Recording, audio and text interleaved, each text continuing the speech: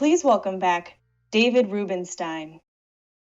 Hello, this is David Rubenstein. Welcome to our conversation. We have two extraordinary individuals for this conversation today. One is Michael Crow, who since 2002 has been the president of Arizona State University. And during that period of time, he has made it one of the most impressive universities in the United States. And in fact, in each of the last 5 years, U.S. News has voted this university the most innovative university in the entire United States. So very impressive. We'll talk about many of the things that Michael has done to make that possible. We also have Alex Dehgan. Alex is a person who has served as the chief scientist of USAID.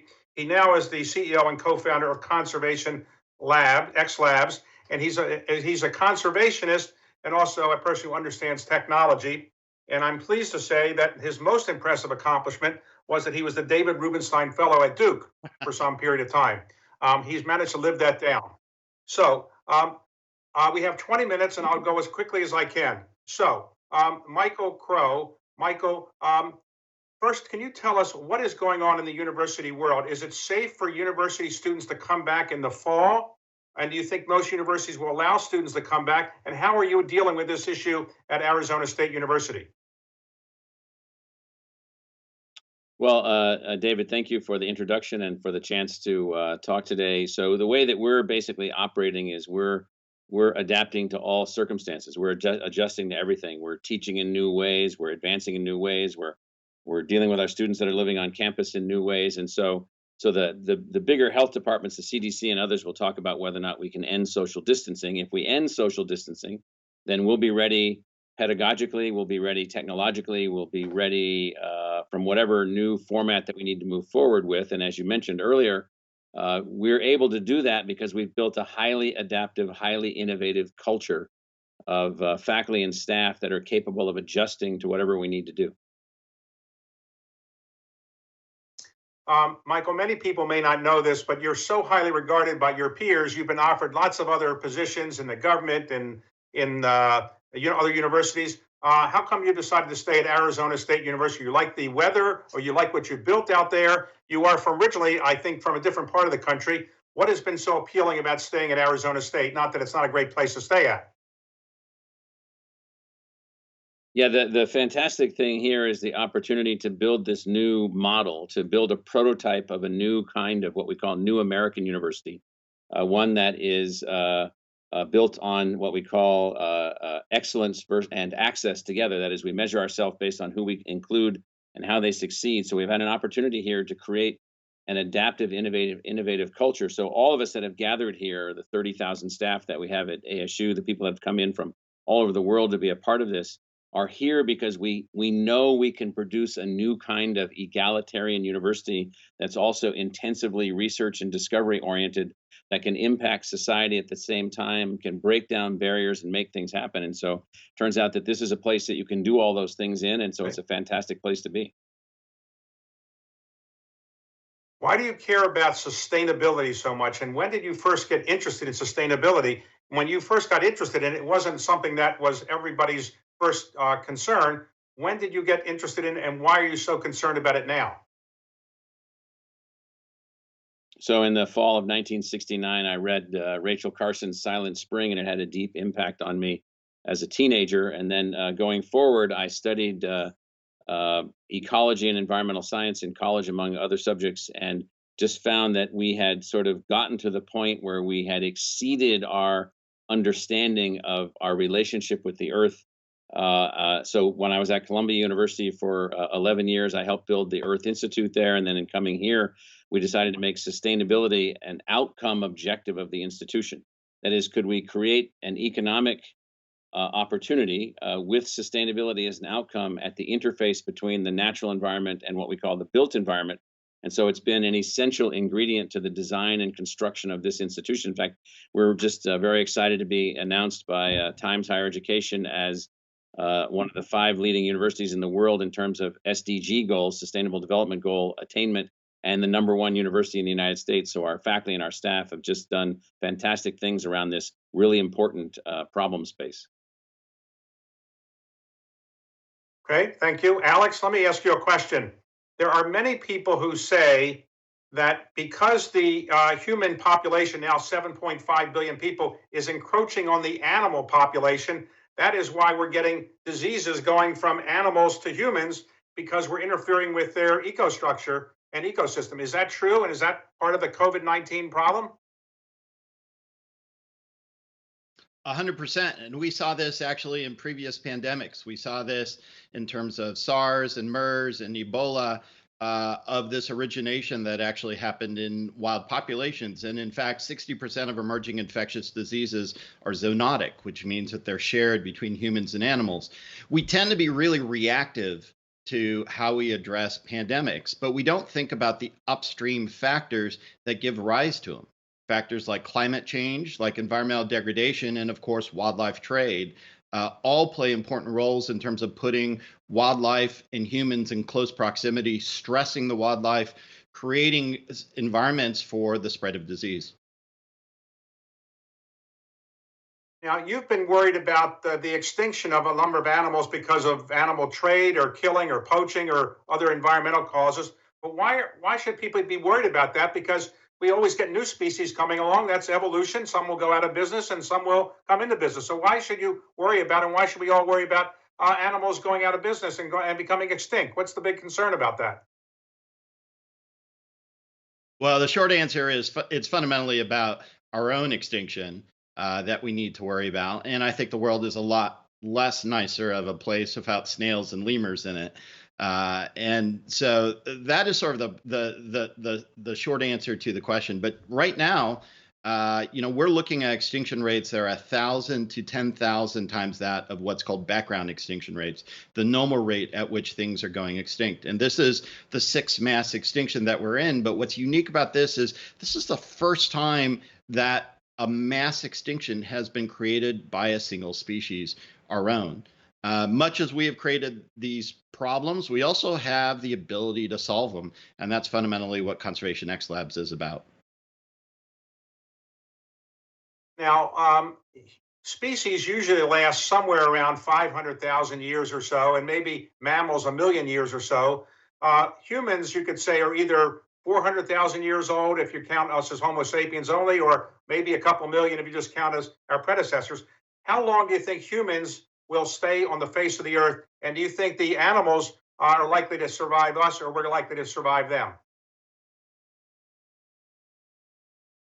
Well, I think the planet and nature itself will probably exist long after we do. It is hard for me to judge. We're an incredibly adaptable species, but we're also a species that has been really good about doing things that bring about its own extinction. We're in the middle of a massive extinction of our insects, and those insects are really important for giving us things like food security. And one of the challenges in conservation and one of the challenges of conservation is that we've separated it out from other fields of the Sustainable Development Goals.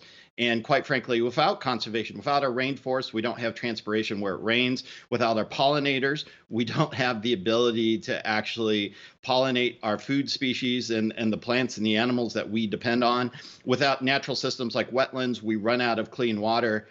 Without all of these entities, we are linked together with them. And then the things that we have done are actually make it easier for pathogens and predator and invasive species to move into environments that cost us billions, or if not trillions of dollars a year, and many human lives. Okay, Michael, can I ask you a question?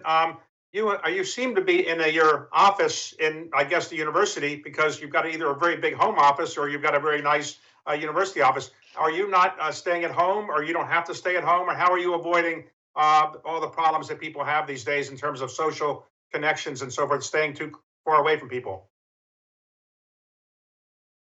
So we have about 25,000 of our staff that are teleworking, and we have a few thousand of our staff that are in or out in essential positions, doing our COVID research, staffing laboratories, animal laboratories, other kinds of things. And I'm just of the view, so long as there's people at the university that are required to be here, then I need to be here also. So this is my office. I travel from my house into my garage, into my car, down the road, into the garage here, into my office. That's my life, back and forth between these two spaces. So yes, this is my office at the university. Okay. Now, the average lifespan of a university president, as a president of a university, is probably somewhere around 7 to 8 years, maybe. You've been the president there, I guess, for almost 18 years now, and that's very long, but obviously you've done an impressive job. How have students changed in the 18 years since you've been president? Are they more concerned about grades than before, more concerned about the environment before, more concerned about jobs than before? What's the biggest change? So I think that's a very good question, David, and because the changes have been dramatic, and so we refer to the new students coming in the last few years as Homo sapien.net, meaning they're completely of a different species than the three of us on this call. What I mean by that is that each of them are empowered by a supercomputer that they carry around with them. It looks like this. Each of them have the access to literally anything that you can possibly imagine, and then because of that, and because of the way that they have access to information and knowledge and perspective and debate and argument and all of the things that we see playing out in the media, they are evolving in fantastically positive ways, constructive, aware, sustainability conscious. They understand these kinds of issues. They understand how it is that we have to, and why it is that we have to construct a different relationship between ourselves and the natural systems on which we're dependent. So I find these incoming students to be now greater than ever. The kinds of leaders and the kinds of decision makers and the kinds of problem solvers that we're going to need to solve all these issues, to maintain this relationship that we have with the natural systems on which we're dependent. So I'm very bullish about the kids in college now and how we're moving forward. And they are even in the last 18 years in even more and more that way. So, what is the greatest thrill of being a university president? Because lots of times people say these are tough jobs. People are always criticizing university presidents, the faculty, the students, the alums. The sports teams don't do well. People get mad at you. What's the thrill of being a president of a university? Well, tough jobs are defeating fascism in combat. So this is nothing. And so the exciting thing about this job is to see the power of creativity, the power of new ideas. We had a group of students that have deployed a 75 node 3D printing manufacturing network where they're manufacturing manufacturing N95 masks. They're manufacturing everything. They just did this on their own. And so it's just unbelievably inspiring to see what the newly minted high capability learners are able to do today in the early 20th century.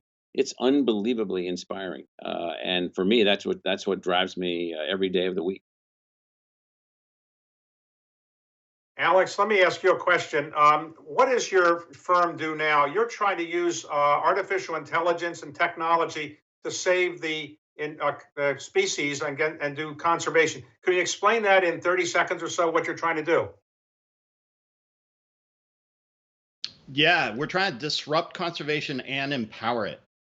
We see an incredible opportunity through the democratization of science and technology, through using collective genius, sort of the power of prizes, challenges, mass collaboration to actually transform the number of people who are in conservation itself, to generate whole new solutions that give us leverage, that allow us to replace the underlying drivers of extinction, that allow us to improve enforcement around what we're trying to do, that allow us to restore new environments in new ways.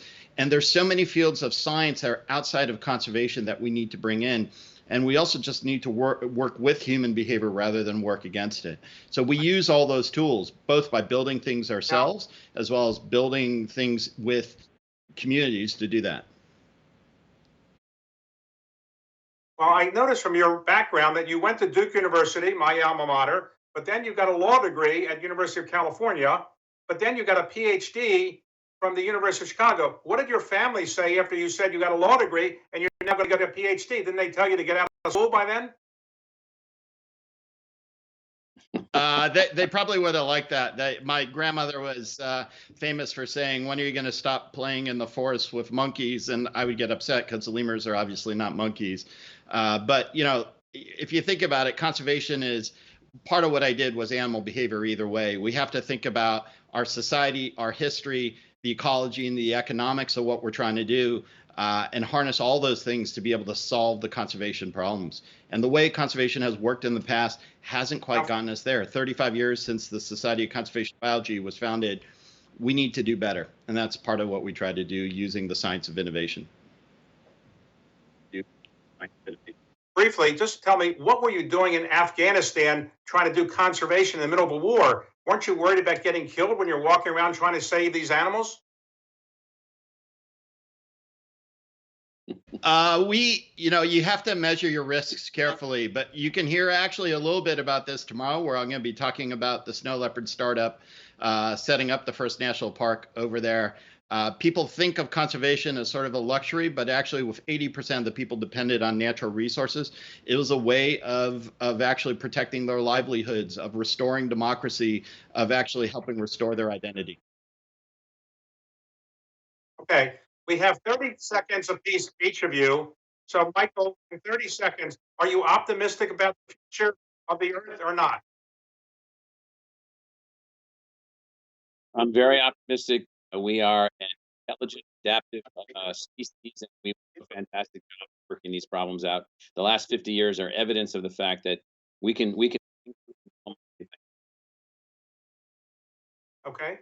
And Alex, are you optimistic about the future of the Earth or not? 100%. We have new tools, new technologies, new individuals that can help us solve problems like never before. So I'm incredibly hopeful. And right now, let me ask you, what's going to happen, Michael, to the athletic programs of major universities? Are they going to be able to go forward or not?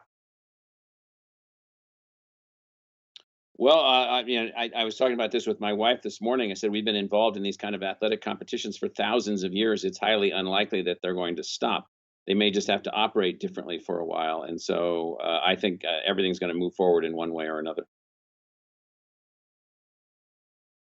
Michael and Alex, thank you for this time and this very interesting conversation. We are now out of time, but thank you very much for participating in this program. Good day.